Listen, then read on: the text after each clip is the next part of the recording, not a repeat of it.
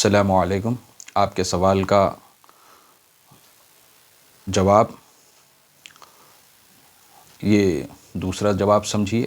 دوسرا سوال یہ ہے کہ مسلمان خواتین بچیاں غیر مسلموں کو کیوں پسند کر رہی ہے، کیوں ان کے ساتھ جا رہی ہے۔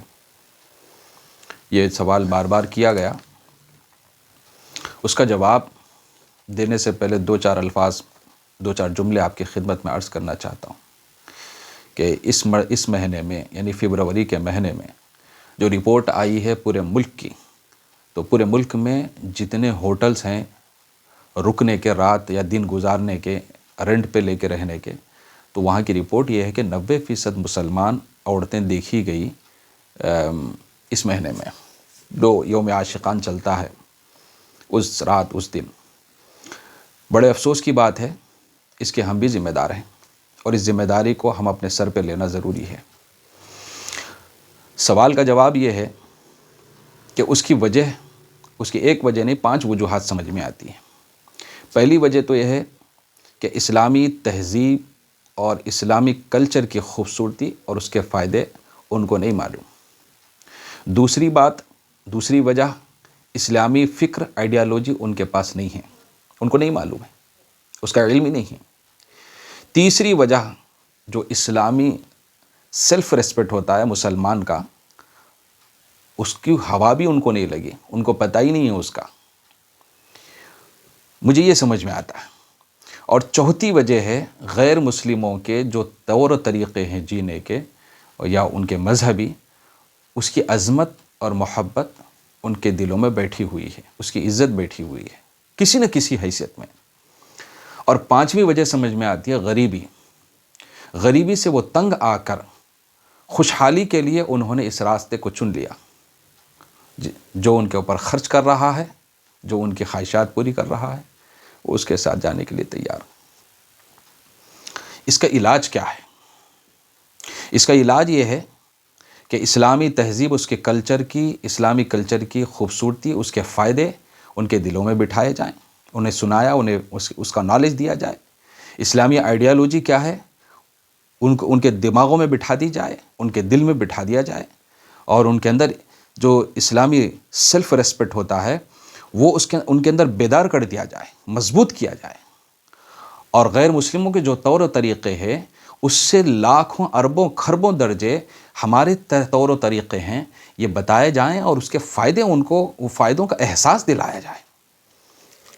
رہی غریبی، تو غریبی کی پہلی بات تو کیا ہے، برداشت اور صبر کے بعد اللہ کی جو مدد آتی ہے تو وہ انہیں اس کا یقین دلایا جائے اور واقعات کے ذریعے سے اسے ثابت کیا جائے، دلیلوں سے ثابت کیا جائے، ریفرنس دیا جائے، اور غریبی سے نکلنے کے طور و طریقے بتائے جائیں، اسباب بتائے جائیں، سورسز بتائے جائیں، اور اسی طریقے سے خوشحالی لانے والی جو دعائیں ہیں جن کے بعد اللہ کی مدد آتی ہے وہ بھی انہیں یاد دلائے جائے، واقعات بتائے جائیں، جنہوں نے دعا پڑھی اس کے بعد مدد آئی وہ بتایا جائے۔ یہ تو علاج ہے۔ تو کرے گا کون یہ سب؟ کرے گا کون؟ اس کے ذمہ دار پہلے نمبر پر ہے مسجد کی کمیٹی، ہر محلے کی مسجد کی کمیٹی، یا جو مسلمان جو لوگ ذمہ دار بڑے قسم کے مانے جاتے ہیں، وہ پہلے نمبر مسجد کی کمیٹی، دوسرے محلے کے، شہر کے ذمہ دار، اور دوسرے نمبر پر آتے ہیں مسجد کے امام، علماء وغیرہ، تیسرے نمبر پر آتے ہیں سارے مسلمان۔ یہ ذمہ دار ہیں۔ تو کریں گے کیا ہے، کیسے کرنا؟ تو ان کو ہے، مگر کریں گے کیسے؟ کرنے کا طریقہ بہت آسان ہے۔ جیسے آپ ہفتے میں ایک مرتبہ سارے مرد حضرات کو جمعے کے دین کی بات سناتے ہیں، اور امام صاحب بیان نہیں کرتے تو امام صاحب کے اوپر زور دیتے ہیں کسی اور کو بلائیے، ان سے بیان کروائیے، ہم بیان سننا چاہتے ہیں، تو ویسی ہی جو ہے خواتین کو بھی بیان سنائیں۔ کم از کم مہینے میں 4 پروگرام ہو، ایک مسجد کو کے اطراف جو مکانات ہے اس کو 4 حصوں میں تقسیم کریں، 3 حصوں میں تقسیم کریں۔ ہفتے میں ایک جگہ ایک مکان کو اس حصے میں سنٹر بنا دیں۔ مثال کے طور پر 4 حصوں میں ہم نے ڈیوائڈ کیا تو 4 سنٹر بن گئے، ہر اتوار یا ہر جمعہ ایک سنٹر پر بیان ہو، اور اطراف کے لوگوں کو وہاں جمع کیا جائے، پابند کیا جائے. پھر دیکھیے 6 مہینے نہیں گزریں گے آپ کو کائنات بدلی ہوئی نظر آئے گی. اور اس طرح جب تبدیلی آئے گی تو ان کو قرآن پاک کا ترجمہ دے دیں اور حدیث پاک دے دیں، اور دوسری دینی کتابیں جو ہو سکتی ہے اسلامی، وہ کتابیں ان کو پکڑا دی جائے، ان کو پابند کیا جائے کہ آپ ہر دن 5 منٹ کتاب پڑھیے. یہی جو ہے ہمارا کابرین سارے انبیاء کا طریقہ رہا ہے. ایمان اور اعمال کی باتیں، اسلام کی باتیں بولی جائیں تو زندگی میں آتی ہیں، اور نہیں بولیں گے زندگی سے ساری چیزیں چلی جاتی ہیں. اسی وجہ سے سارے انبیاء کو اللہ تعالیٰ نے بولنے والا بنا کر بھیجا، کتابیں دے کر بھیجی. پھر اس کے بعد ہی لوگوں کے اندر ہدایت آئی اور ہدایت قائم رہی.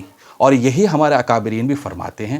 حضرت تھانوی رحمۃ اللہ علیہ نے آج سے 200 سال پہلے قریب انہوں نے فرمایا تھا کہ ہر دن گھر کے اندر کوئی دینی کتاب کم سے کم 5 منٹ پڑھی جائے تو دین زندگیوں میں باقی رہے گا، گھروں میں باقی رہے گا، تہذیب طریقہ باقی رہے گا، کلچر باقی رہے گا، ورنہ سب ختم ہو جائے گا. بس میں اس کا جواب میں کافی و شافی سمجھتا ہوں. السلام علیکم.